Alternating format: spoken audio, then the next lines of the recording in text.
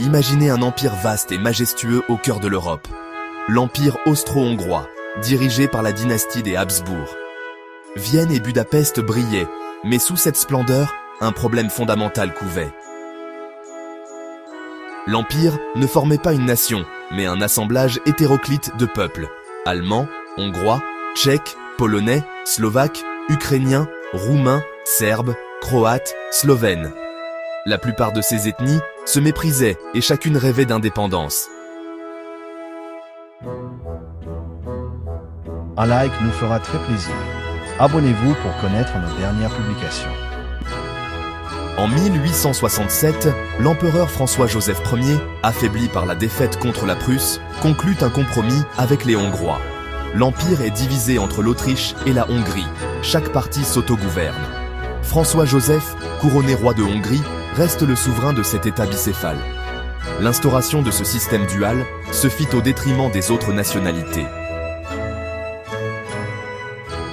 Au début du XXe siècle, l'empire austro-hongrois tenta des réformes dans l'espoir d'apaiser les tensions.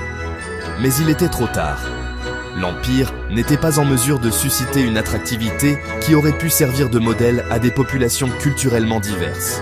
L'empire austro-hongrois n'était pas l'empire romain. Il n'avait pas de caractère universel.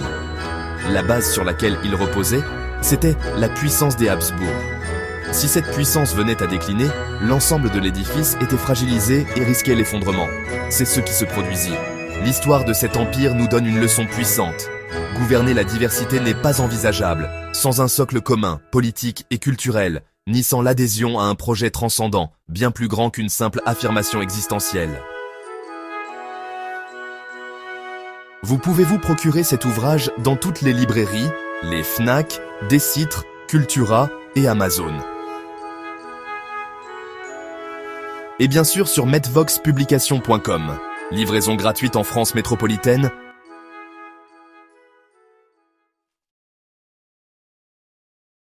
Mesdames et messieurs, afin de faciliter votre choix, vous pouvez télécharger gratuitement un extrait de cet ouvrage sur le site de metvox-publication.com. Merci de votre attention et à très bientôt.